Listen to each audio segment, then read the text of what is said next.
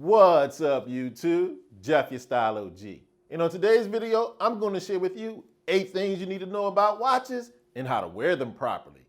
If you're new to the channel, we release a new video every Monday, Thursday, and Saturday at 4 p.m. Eastern, discussing various men's lifestyle topics such as style, grooming, and dating. I invite you to subscribe, tap the notification bell, and join us. And to my returning friends like Chill Will, salute. Now on this channel, I'm a huge proponent of men wearing watches. I believe any stylish guy's look is incomplete without a timepiece on his wrist. But if I'm going to recommend to you that you wear watches, I also want to make sure you know some basic facts about watches and how to wear them properly.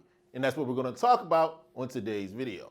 On today's video, I'm going to share with you 8 things you must know about watches. So without any further delay, let's hop right into it. The first thing you need to know about watches is what's called the movement of your watch.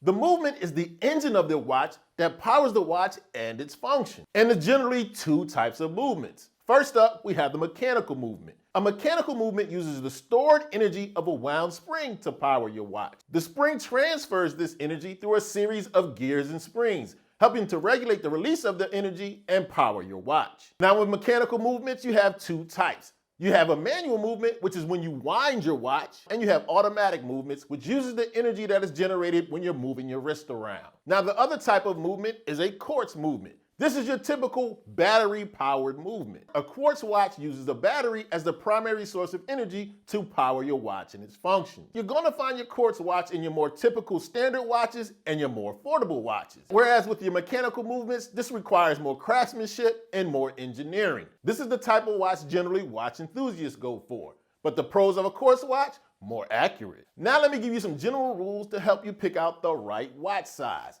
When you're shopping for a watch, you'll get a dial measurement in millimeters. You'll see things like 38, 40, 42. This is your watch size. Now what you want to do is measure your wrist. You want to get a tape measure and measure the circumference of your wrist, right where your watch will fall. You want to measure it in inches and keep this in mind. If your wrist is 6 to 7 inches, I recommend a watch 38 to 42 millimeters. 7.5 inches and up, I recommend anywhere from 40 to 46 millimeters. Now an advanced but maybe even more important measurement is your lug-to-lug measurement. That's the measurement from the topmost extremity of the lugs to the bottommost. This will help guide you so that your watch falls within the borders of your forearm. If the lugs hang over the sides of your forearms, it's probably too big of a watch. Staying within these parameters will help make sure your watch is symmetrical for your body and will look proportional. Now let's talk about picking the right watch style for the attire you have on, starting with your dressier occasions. Now for a dress watch, you want to keep it simple, thin, and sleek. A dress watch will be minimal, sleeker, and have less complications. And on top of that, it most of the time will have a leather strap. Your dress watch should be thin enough to comfortably fit under your shirt sleeve. Now for your everyday and casual situations, you bring in more casual watches. Think your steel watch, your bigger watches, your rubber watch. These type of watches look great for casual situations. A leather watch, much more difficult to dress down. Now if you happen to be in the market for a beautifully designed new watch, I highly recommend you check out the watches from today's video sponsor, About Vintage Watches. About Vintage Watches is a watch brand started by 2 childhood friends who shared in common a passion for watches and an entrepreneur's itch to create. Their watches combine classic designs with the best modern components. And that includes my personal favorite that I'm rocking throughout today's video, this 1954 GMT World Traveler. This watch looks back to 1954 for its inspiration, the year the first GMT function watch was introduced. This watch is made with high precision stainless steel. It has an individually numbered screw down case, and I absolutely love this deep green dial and bezel. Now, not only did About Vintage sponsor today's video, they've got a special offer for the Style O.G family. When you hit that link in the description and use code the Style O.G, you'll get a generous discount off your total order. So if you're in the market for a beautifully designed new watch, I highly recommend you hit that link in the description and check out About Vintage Watches. Now let's talk about picking the right watch for the day. Now when it comes to wearing your watch, you want your watch and your other accessories to match. Here's what I mean. Wearing black leather shoes, wear a black leather watch. Wearing brown shoes and accessories, wear a brown watch. And you also want to match your metals. Wearing silver accessories, wear a watch with a silver band. Wearing a gold watch or a watch with gold accents, other jewelry should be gold as well. Now let's talk about the different styles of watches you can choose from.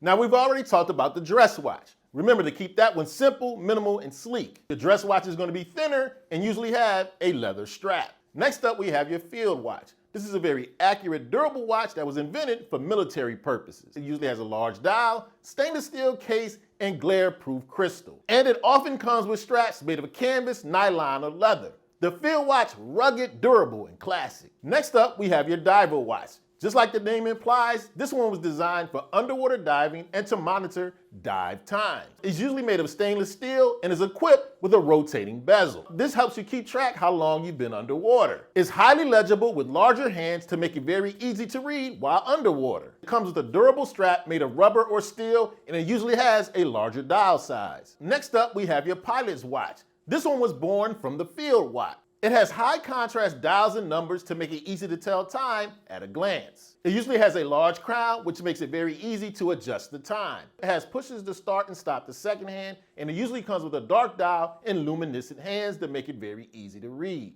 Pilot watch is often referred to as an aviator watch. And lastly, we have your racing watch designed for auto racers. It's usually equipped with two different functions. One, you have the chronograph. This is a separate function that operates like a stopwatch. You also have a tachymeter, which can monitor the speed of the car over a certain distance. Racing watches usually have a high contrast dial for easy reading, and they're usually loud and colorful. And I highly recommend after picking your watch, wear it on your non-dominant hand. That's to protect it.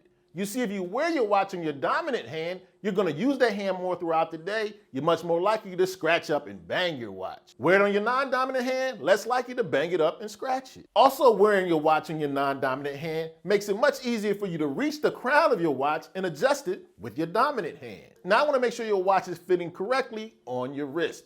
You want it to fall right below your wrist bone, not on it. If you put your watch right on your wrist bone, it's going to restrict your range of motion. When you bend your wrist, it's going to pinch, it's going to hurt. Trust me, wear it below your wrist bone. And secondly, you want your watch to fit on your wrist snugly, but not tightly. Another great thing to know about your watch is its water resistance. This will be quoted to you when you get your watch in meters. You'll see things like 30, 50, 100 meter water resistance. Looking at this water resistance will give you a general idea of what water activities you can safely do with your new watch. 30-meter water resistance, this means your watch is okay for some light splashing, but no swimming. As far as I would go is washing your hands. Next up, you have 50 meters. This one is okay for light swimming, taking a shower, but no diving. 100 meters is safe for most water activities, extended swimming, and some shallow diving. 200 meters or higher, this is okay for all water activities. Swimming, diving, snorkeling. Now, as I mentioned in the beginning of the video, I'm a huge proponent of men wearing watches. But I wanted to make sure you knew the basics before you go out and buy your watch. And hopefully throughout this video, I've been giving you everything you need to know to pick the right watch and to wear it correctly. Now, as always, I love to have your input. Let the Style O.G family know in the comment section any facts about watches you believe I left out.